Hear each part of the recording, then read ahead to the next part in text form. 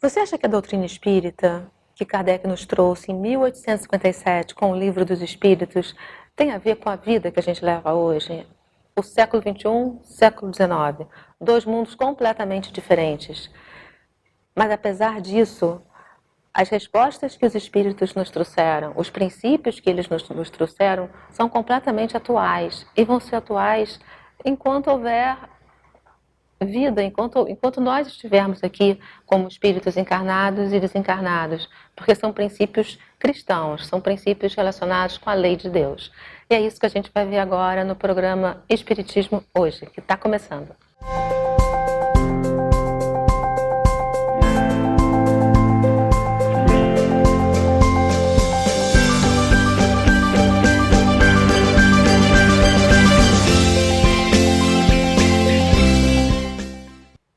O nosso programa de hoje está sendo gravado no Grupo Espírita Dias da Cruz, com a mocidade daqui de Minas, Caratinga. E o tema que eles escolheram é Desafios do Jovem Espírita no Mundo de Hoje. Para falar sobre esse tema conosco, nós temos dois convidados, que é o Humberto Schubert, obrigada. Obrigado. E o Zé Márcio, obrigada também, são dois mineiros que eu vou apresentar agora. O Zé Márcio é palestrante espírita e trabalhador espírita da Casa de Caridade Herdeiros de Jesus, em Belo Horizonte. E o Humberto, ele é trabalhador da Sociedade Espírita Primavera, em Juiz de Fora. E aqui do meu lado esquerdo está a Tarsila, que tem 25 anos, a Carol, que tem 25 anos do lado direito, e o Breno, que tem 26 anos. Pessoal, é muito bom ter vocês aqui, essa faixa etária mais... uns aninhos a mais do que os 15, 16, e o tema que eles escolheram foi esse, os desafios da sociedade, do jovem espírita no mundo de hoje. Eu vou começar lendo um trecho do Livro dos Espíritos, do item Faculdades Morais e Intelectuais. A pergunta é a 361. De onde vêm para o homem as qualidades morais, boas ou más? E a resposta dos espíritos é a seguinte: são as do espírito que está encarnado nele. Quanto mais o espírito é puro, mais o homem é guiado para o bem. Humberto, vou começar com você. Isso aí, eu acho que pode ser um ponto de partida para a gente discutir essa questão que eles trouxeram, que é o desafio do jovem no mundo de hoje, sobretudo do jovem espírita com os conhecimentos que ele tem. De que maneira que a doutrina espírita pode ajudar dando um roteiro, dando um norte para esses jovens que estão aqui e para os outros que estão nos assistindo?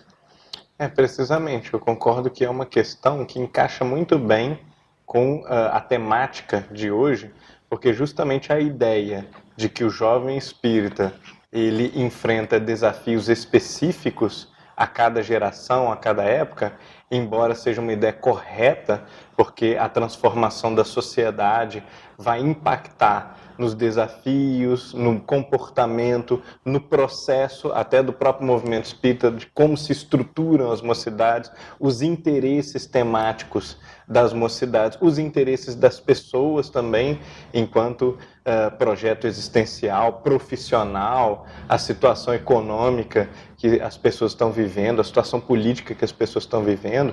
Por outro lado, a pergunta deixa muito claro que a gente não pode colocar o carro na frente dos bois, confundir o efeito com a causa e fazer esses elementos que influenciam muito tomarem a prerrogativa ou a primazia sobre o fundamento do nosso comportamento, que é o tipo de espírito que nos anima. Então, se o espírito ele tem tendências, ele tem condições, tem patrimônio, tem talentos, ele numa ou noutra circunstância, ele vai caminhar ou ele vai tender para aquela direção. E naturalmente o meio vai influenciar sim muito, mas vai influenciar com base nos vícios ou nas virtudes presentes no espírito. Se o espírito superou aquelas viciações, superou aquelas más propensões, por exemplo, não vai ser um ambiente muito negativo, ou pesado, ou corruptor, que vai corromper o espírito. Quem quer começar? Boa noite para vocês. José, então minha pergunta é para você. Eu queria saber o que um jovem que encontra resistência na família não espírita deve fazer para vencer essa barreira e frequentar a casa. Bom, Breno, nós nos lembramos aqui do prefácio do livro Pensamento e Vida do Instituto Emmanuel. Emmanuel, no prefácio, ele diz que, consultado por Chico e os trabalhadores de Pedro Leopoldo da época, se no mundo espiritual havia uma cartilha em que pudesse ser transferido do mundo espiritual para o mundo físico orientações de como proceder nas vidas de relação, Emmanuel então traz, e ele vai ter o cuidado de dizer que se trata de uma cartilha falada que ele, o benfeitor Emmanuel e outros instrutores espirituais se valiam naquele trabalho, naquele processo preparatório para o projeto reencarnatório. Então, companheiros espíritos que se preparavam de forma consciente para o mergulho no vaso físico, eles tinham a oportunidade de travar contato com aqueles conteúdos desse livro que, embora seja pequeno do ponto de vista do tamanho, é gigantesco do ponto de vista do conteúdo, né? O livro Pensamento e Vida de Emmanuel, psicografia de Chico Xavier. Nós ouvimos aqui a introdução dos debates deste encontro, a Mônica dizendo sobre 1857, contados para hoje são 162 anos. A doutrina espírita é muito jovem do ponto de vista do seu surgimento. Eu fico pensando, às vezes, é claro que isso não é uma regra, não é? É apenas uma abstração, é uma ilustração que nós fazemos. 162 anos, é muito pouco provável que a minha geração, em especial, ou outros que antes de mim vieram, é claro que existem exceções, não tenham tido a oportunidade de travar contato com a doutrina espírita. Ainda que no mundo espiritual, para esse mergulho no vaso físico, a exemplo do que citamos com Emmanuel. Essa geração de agora, que é a sua geração, a geração dos jovens que estão conosco aqui, neste encontro, penso que elas tiveram um tempinho um pouquinho maior, e isso é relativo.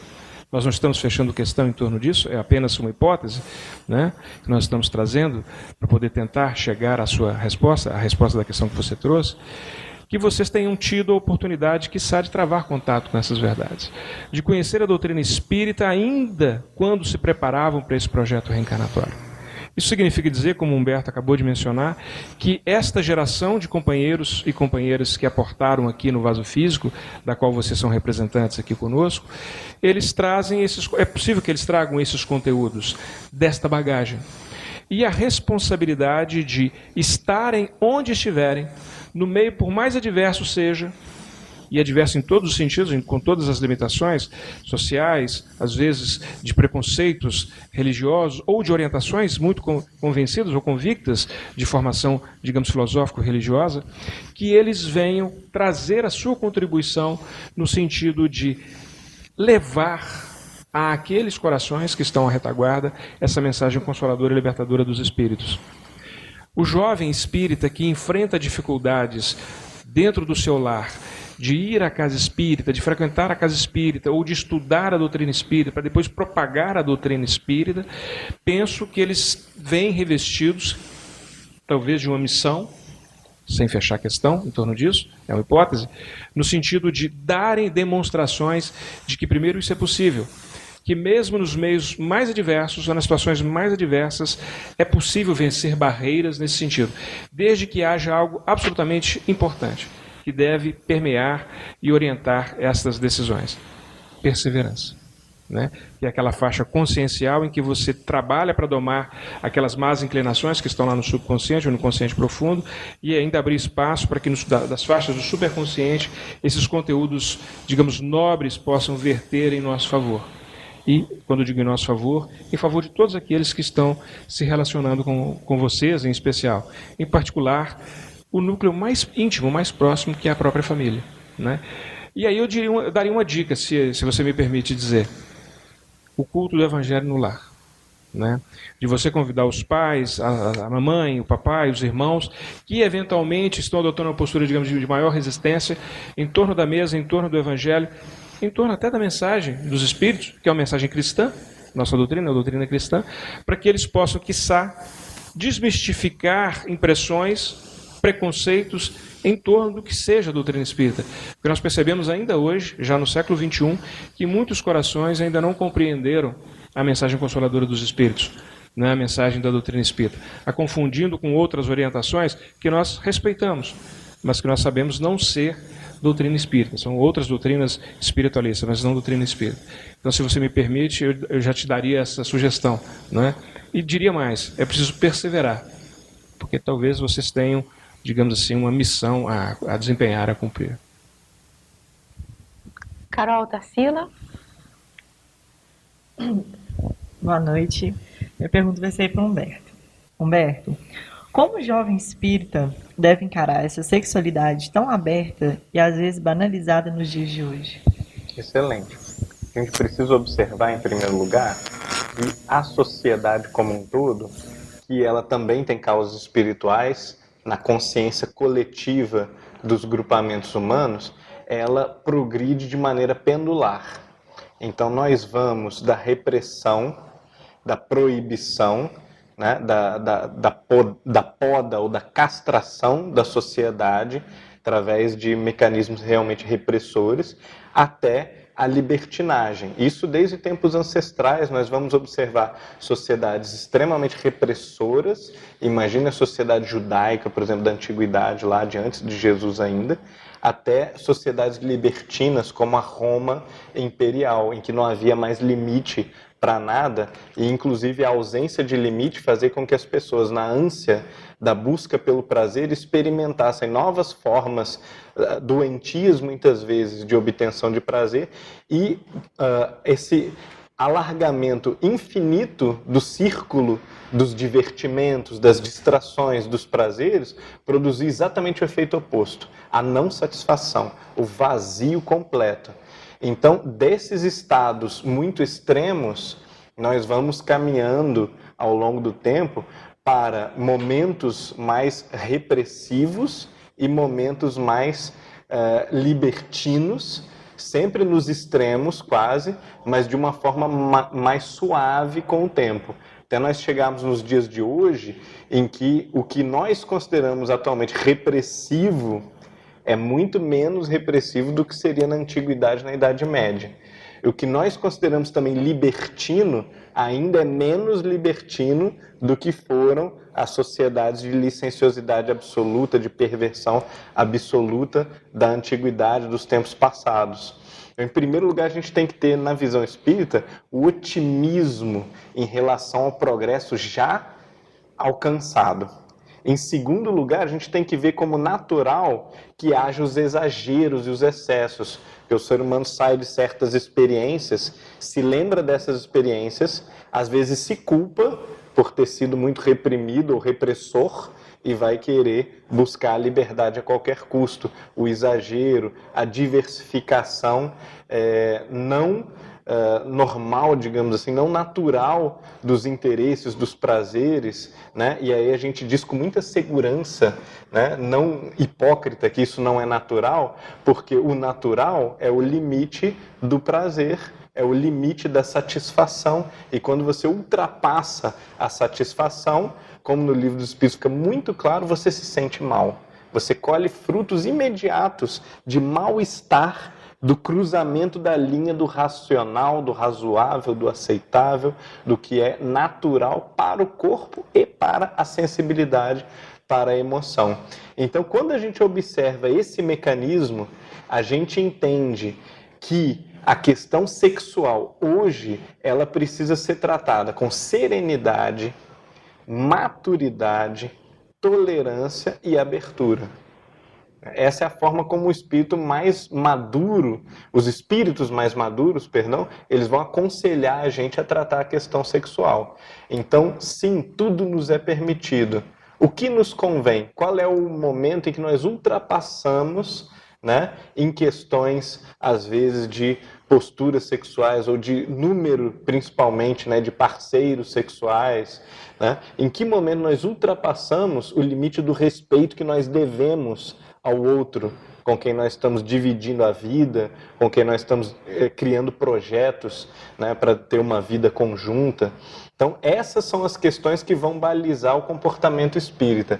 E nunca pressuposições ou preconceituações de posturas antes de investigar se aquele indivíduo está feliz, se ele está realizado, se ele está harmonizado, se o seu parceiro está feliz, está realizado.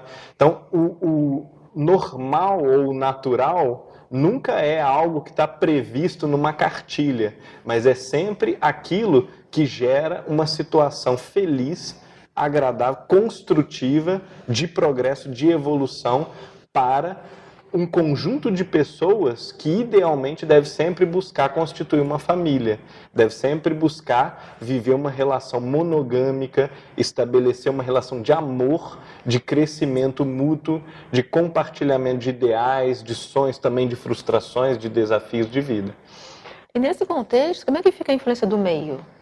E aí, para quem quiser responder. A influência do meio, ela é preponderante, penso, mas que pode ser contornada, também acredito. A vida moderna, nós somos bombardeados a todo instante por uma série de fascínios que surgem do meio exterior. Do ponto de vista dos comportamentos, do ponto de vista dos bens que nós desejamos ter a qualquer custo para alcançarmos determinadas faixas de satisfação, não é? Em todos os sentidos. Então, o contexto, o meio em que nós estamos inseridos, ele nos traz, ele nos, digamos, bombardeia a todo instante de todos esses apelos que vêm. É bem verdade que nós recebemos apelos que são, digamos, mais rasteiros, mais terra a terra, questões mais brutalizadas, por assim dizer, e também recebemos apelos, eventualmente, ou muitas das vezes, superiores, sublimes, quando nós nos colocamos em condições de percebê-los e de recepcioná-los. Quando nós nos colocamos em um meio, digamos assim, favorável para que isso de fato aconteça, como por exemplo dentro da casa espírita, ou em qualquer outro templo, de qualquer orientação religiosa. Então, quando nós fazemos escolhas de estarmos em um determinado meio, nós precisamos de antemão saber que aquela escolha, ou que daquela escolha, reflexos virão, né? Consequências virão, do tipo de quais são as influenciações que eu vou receber, que tipo de fascínio estarei submetido, quais as tentações, entre aspas, vou receber, e, sobretudo, quais são as resistências, qual é a força que tenho para saber resistir. Primeiro, de resistir a estar naquele meio que, numa avaliação prévia, num julgamento prévio, eu já entendo não ser o mais adequado para mim naquele instante. Se já sou capaz de avaliar, de perceber que aquele meio que exerce esse determinado fascínio nessas faixas, digamos, mais inferiores, exerce sobre mim, então que eu me abstenha de estar ali. Que eu faça uma escolha, digamos assim, diferente, né? Me coloque numa faixa vibratória, num padrão vibratório superior, e escolha meios adequados a recepcionar esses conteúdos.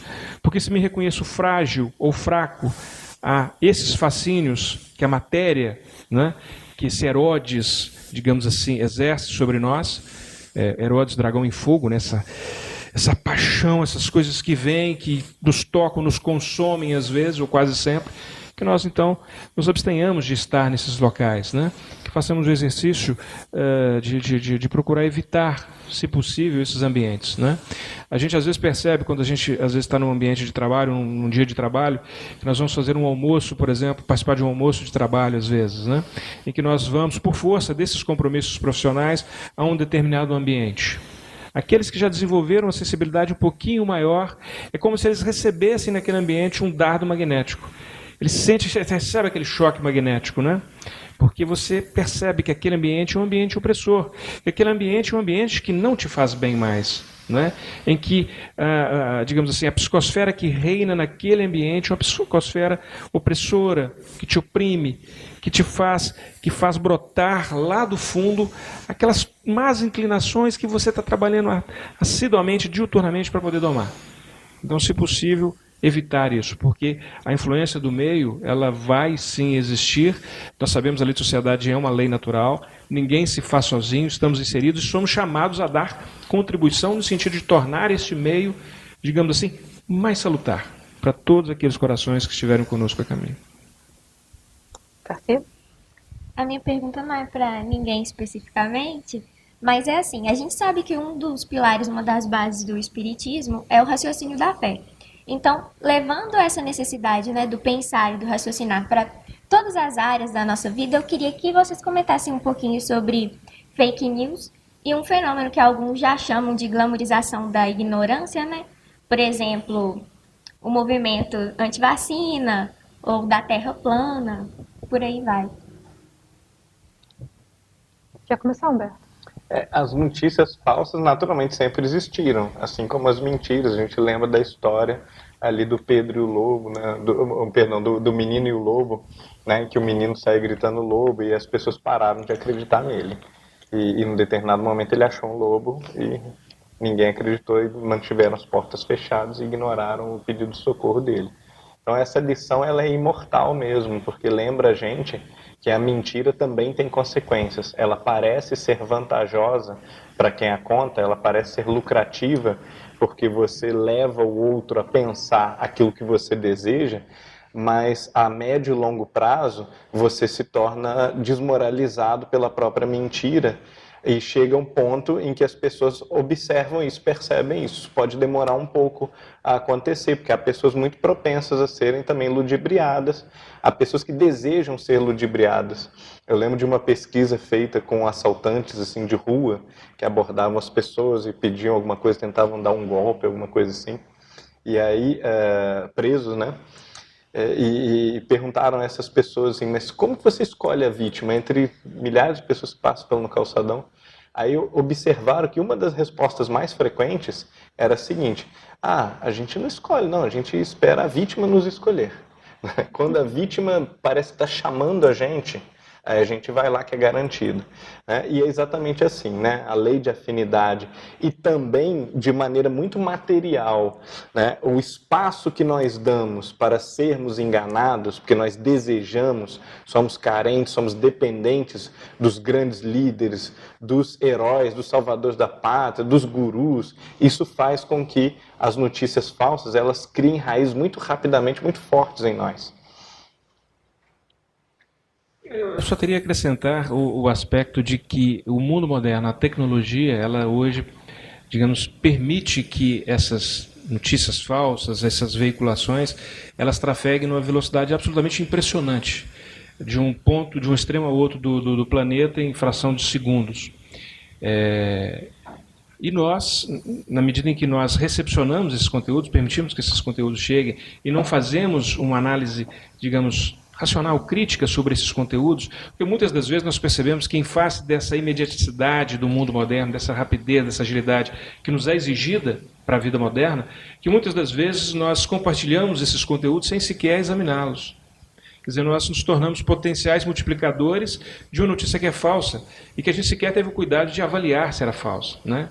Eu costumo brincar e dizer assim, como aquelas correntes que às vezes surgem, né? Olha, você precisa passar para 10 pessoas... Eu brinco com as pessoas, olha, não mandem corrente, senão se chegar em mim vai quebrar, porque eu não vou...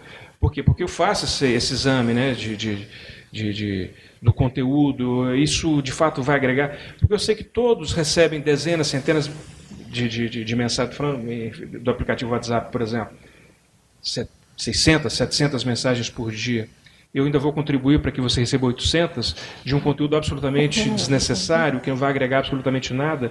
Então, assim, existem aquelas mentes, aqueles corações ainda invigilantes, que muitas das vezes querem se prevalecer de um momento de glamour, digamos assim, e o mundo moderno hoje, os veículos de comunicação de massa, eles estão adquirindo uma nova feição.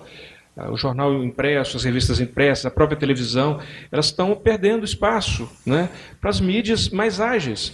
A internet, sobretudo, o Instagram, o Facebook, o próprio WhatsApp, né? Isso substitui. Então, esse novo público, que são vocês, a juventude, sobretudo vocês que estão mais antenados com essas novidades tecnológicas e que têm prazer em travar contato com estas novidades tecnológicas, porque pessoas como eu resistem. Eu sou preguiçoso para poder... Eu não tenho Instagram, não tenho Facebook, não tenho nada. Por quê? Porque eu tenho tempo para isso e eu não tenho também vontade. Porque assim, eu faço um exame e faço, olha, isso me serve agora, isso me é importante? Não, se não for, eu deixo. A mesma coisa em relação a essas notícias que circulam. Você citou aí esse movimento da Terra plana. Me causa absoluta perplexidade. às portas do século XXI, isso adquirir uma notoriedade, isso ocupar um espaço tão grande no cotidiano das pessoas, na grande mídia, inclusive, para um fato absolutamente assim, incongruente, algo que fere absolutamente a razão e que a ciência já demonstrou estar absolutamente superado. Por que a gente fica revisitando, repisando conteúdos que absolutamente não agregam nada? Eu penso que isso é uma estratégia, sabe? Às vezes eu fico pensando assim, que isso é uma estratégia até das forças, digamos assim, ignorantes ainda do planeta, no sentido de desfocar, de tirar o foco daquilo que verdadeiramente é importante. Olha, eu vou concentrar as atenções nisso, que não agrega absolutamente nada, ao passo que essa energia que está sendo despendida, mobilizada em torno disso, não vai ser utilizada em favor daquilo que verdadeiramente é importante. Como servir ao próximo, amar ao próximo, perdoar, enfim, aprender, viver plenamente a vida, como nós somos chamados a viver, não é? Aprender, progredir, trabalhar, e lembrando que trabalho é toda atividade útil. Nós vamos sair aqui hoje do Grupo Espírita Dias da Cruz, nós vamos encontrar com algum coração caído ali pelo caminho. Certamente iremos encontrar. Não é porque nós estamos em Caratinga, ou estamos no Rio de Janeiro, ou estamos em Belo Horizonte, ou Juiz de Fora, que nós não iremos encontrar esses corações. A casa tem um trabalho social nesse sentido, que abriga esses corações. Se nós somos capazes, de, ao sairmos daqui, não nos preocuparmos com o movimento da Terra plana, com essas discussões efêmeras, absolutamente fora de contexto, desfocadas, e dirigirmos o nosso olhar, o magnetismo do nosso olhar, e os fluidos emanados de um sorriso sincero, ou de um verbo que sustenta, que reergue aquele coração, aí sim, nós estaremos fazendo algo verdadeiramente especial, sabe? Então, acho que o papel que nós somos chamados a desempenhar, sobretudo vocês que trafegam, que lidam com isso, porque eu costumo dizer que hoje o telefone celular é quase um apêndice do corpo, né? Eu não vejo quase ninguém sem o telefone celular nas mãos mais. Isso é uma realidade. É uma realidade. Eu estou tendo que rever as minhas posições, porque isso é absolutamente uma realidade. Ou eu, digamos assim, vou de encontro a essa nova realidade, eu vou ficar à margem desse processo, né? E quando eu fico à margem desse processo, eu me torno ainda mais ignorante, na medida em que a primeira notícia que chegar, eu vou recepcioná-la como verdadeira, sem ter, inclusive, elementos, condições, conteúdos para fazer um juízo de valor seu. Isso é certo, isso é errado. Isso fere ou não fere a razão. Isso é bom, isso é ruim. Né? Então, acho que esse é o papel que nós devemos desempenhar, de cuidado, de zelo para com a informação que trafega. Essas informações todas, a vacina, isso não é importante. Meu Deus, né? No século XXI, nós sabemos, todas as conquistas da ciência, não é? Isso são absolutamente importantes, né? O ser humano hoje vive mais encarnado sobre a face da Terra, porque todas essas conquistas, elas fazem parte de uma realidade. Né? O saneamento das cidades, o avanço da medicina, da biologia, de todas as medidas terapêuticas, no sentido de fazer com que nós possamos viver mais. E isso é importante para o espírito imortal, porque quanto mais tempo nós tivermos, mais reajustes poderemos promover, mais, eventualmente, resgates poderemos promover, mais poderemos progredir. Né? Porque o progresso é inexorável, vai nos alcançar. E é preciso que nós não percamos o trem da história, né? Porque nós estamos tendo contato com todas essas verdades e sabendo da importância, né, que esse projeto reencarnatório tem para cada um de nós. Costumo dizer assim, esse projeto reencarnatório de agora é o melhor que nós já tivemos. É o melhor que nós já tivemos. Porque nós estamos aqui, neste encontro, reflexionando sobre essas questões. Porque, do contrário, nós estaríamos em outros locais, em outros ambientes, fazendo outras coisas, que não falando do Evangelho, que não examinando a vida do espírito imortal sob essa perspectiva, enfim, refletindo sobre essas questões absolutamente importantes para todos nós. Talvez nós estivéssemos ainda à margem, né? Como Bartimeu, cego, sentado às portas de Jericó, mendigando, né? À margem do caminho. Hoje nós estamos, pelo menos de pé, fazendo um movimento no sentido de avançar. Eu penso que é isso. Você chamou a atenção para uma questão fundamental. A gente está perdendo o foco do que é realmente importante. E a gente está gastando energia, tempo, com questões que absolutamente são totalmente irrelevantes, como essa de terra plana, de tomar vacina, não toma. Então, de fato, a gente tem que concentrar nossa energia, nosso pensamento, nossas atenções naquilo que realmente importa. E não é uma prática diversionista, né, de nos tirar a atenção e aí fica... E a gente conseguir imaginar as ondas mentais que estão aqui, não aqui, né? Espero, certamente não, mas que vivem em torno de nós com tantas coisas inúteis, né? E deixamos de focar naquilo que Como diz Paulo, um bom combate, né? Pessoal, mais alguma coisa? Estamos encerrando o nosso programa. Alguém tem mais alguma pergunta para fazer? Então é isso aí. Agradeço aos dois mineiros entrevistados, a Humberto e ao Zé Márcio. Agradeço aqui a juventude do Grupo Espírita Dias da Cruz, de Minas Gerais. E é isso aí, nosso programa de hoje está terminando. Aliás, terminou. Até a próxima semana. Tchau!